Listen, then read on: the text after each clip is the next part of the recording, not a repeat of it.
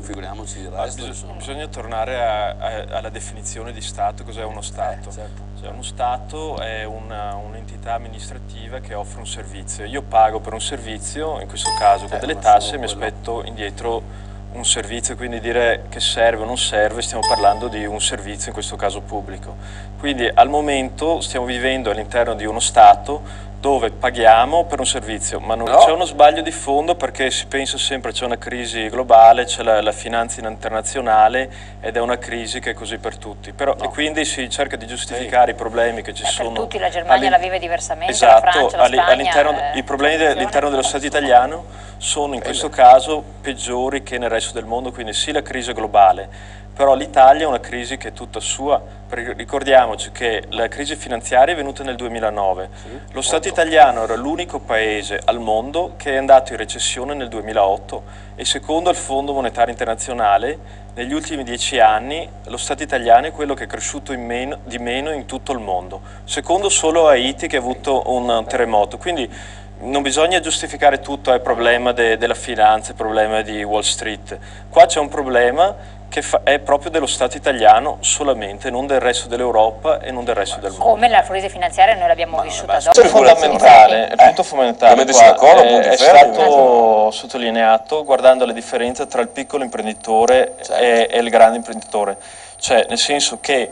se sei grande abbastanza, allora puoi vivere di sussidi, mi faccio costruire l'autostrada con i soldi pubblici e dopo faccio pagare il pedaggio e faccio 600 milioni all'anno di utile. Il piccolo imprenditore comunque paga delle tasse a livello svedese, riceve dei servizi che ormai sono sempre più da Albania, e dopo gli viene detto che adesso sono un evasore. ma non solo, prima vai a mettere controlli e dopo che sei un evasore, quindi questo ritorniamo a in che Stato viviamo.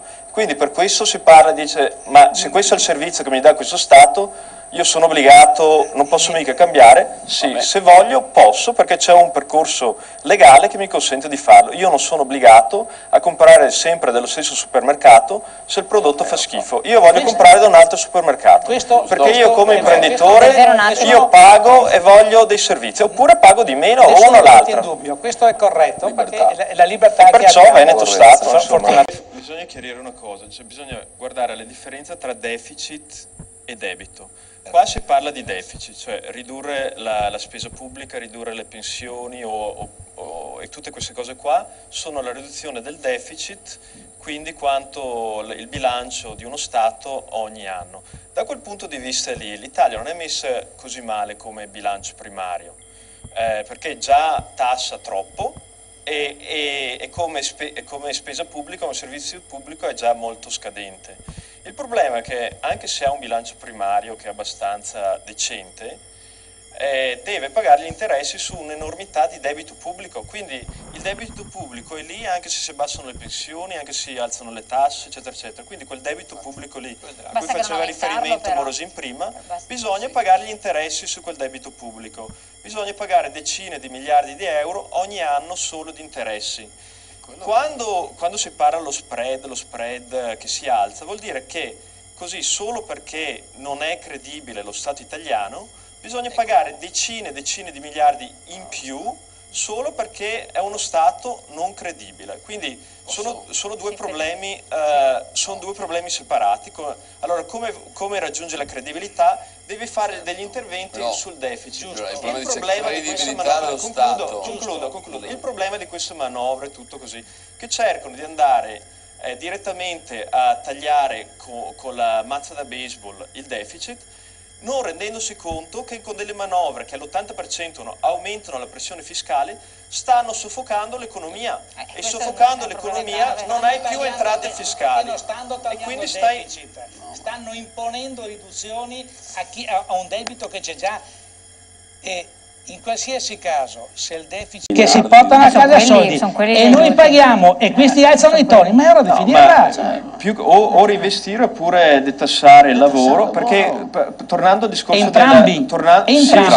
ma tornando al discorso della credibilità, qua abbiamo la media di un impiegato di un operaio in Italia che è tra i più bassi dell'Europa occidentale, che fa 1000-1200 al mese, e abbiamo dei parlamentari che sono i più pagati in Europa, mi dispiace, ma è così. Quindi questo non è un paese serio dove la classe dirigente viene pagata si mette un il attimo triplo. un articolo di legge e riducono il 50% l'indennità, però rimangono i problemi, non cambia niente, ma è giusto farlo per etica, non so quanto farlo per etica. No, non so quanto sia facile farlo. È facile. Sono tutti per ridurre i costi della politica, sarà un anno il voto in Parlamento.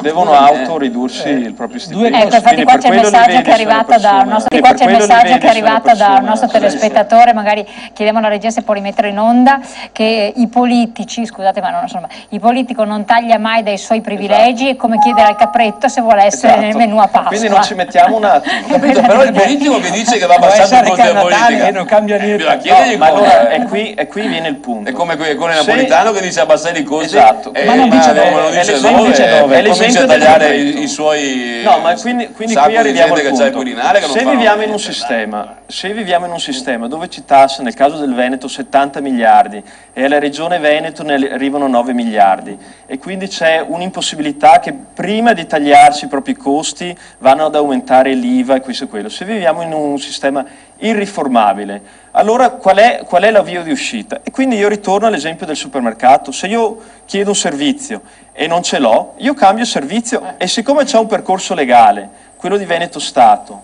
di cambiare servizio, allora è giusto imboccare un percorso democratico riconosciuto dalla comunità internazionale che non richiede di passare a Roma dove è impossibile fare male, ma chiedere a livello solo Veneto di cambiare questo servizio, di cambiare Stato, e per questo Veneto Stato. Credo che nessuno abbia messo in discussione questa legittimità delle scelte. Allora, incominciamo dalla prima dell'economia, poi andiamo a via via. Velocemente, giustamente non bisogna spendere più di quanto sia di risorse fiscali, quindi quello è il punto che bisogna riuscire ad arrivare a un bilancio, prima o poi è giustissimo.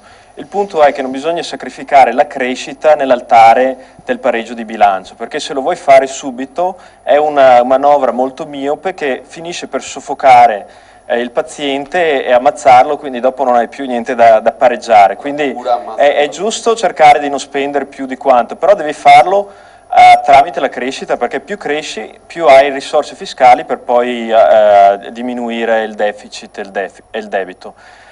Riguardo, se ho interpretato bene la domanda, riguardo la lettera della BCE, alla fin fine si può intuire già dalla manovra cosa erano i contenuti. Erano taglio alla spesa, taglio alle pensioni e rientrare appunto del deficit. Alcune cose magari non vengono dette perché magari dicono se non fate così, giustamente un istituto come la Banca Centrale Europea non può seminare panico e dire guardate se non fate immediatamente, perché stiamo parlando ancora di mesi fa, succede il finimondo. Quindi ci sono anche magari delle regioni comprensibili per cui alcune lettere non vengono dette in pubblico. L'ultima regionale all'interno dello Stato italiano, bisogna anche rendersi conto che anche noi qua che parliamo di un Veneto Stato indipendente, che appunto per il benessere del Veneto non stiamo assolutamente dicendo che vogliamo il bene del Veneto e il male di un'altra regione italiana, cioè non è detto che il bene per il Veneto vuol dire il male per l'Italia, perché ci sono tanti casi, almeno uno più eclatante in Europa della Cecoslovacchia, dove è avvenuta un'indipendenza alla Repubblica Ceca da una parte e la Slovacchia dall'altra 18 anni fa, e la Repubblica Ceca era più ricca, la Slovacchia era più povera, sono tutte e due cresciute, però la Slovacchia che era più povera è cresciuta di più, quindi è possibilissimo che se esiste uno Stato che è più vicino anche ai cittadini della Sicilia, della Sardegna, della Puglia, quindi uno Stato che è più vicino alla propria cittadinanza, che abbiano la capacità di fare la propria politica fiscale, la propria politica comunque di crescere e crescere in ogni caso, perché vabbè io un risparmiatore veneto e vivo e consumo in Veneto, ma sono addirittura un imprenditore veneto che dà lavoro qua in Veneto. Se io tutelo il mio benessere e quindi dico no, c'è un rischio paese, c'è un rischio di Stato, quindi il mio benessere lo tengo di qua dell'Adriatico o di qua delle Alpi perché mi danno un servizio migliore, dopo io ho le risorse per continuare a sopravvivere come consumatore, come imprenditore, per dare lavoro, quindi bisogna anche rendere conto che il capitale può anche stare a Singapore se dopo io l'investimento lo faccio dove vivo.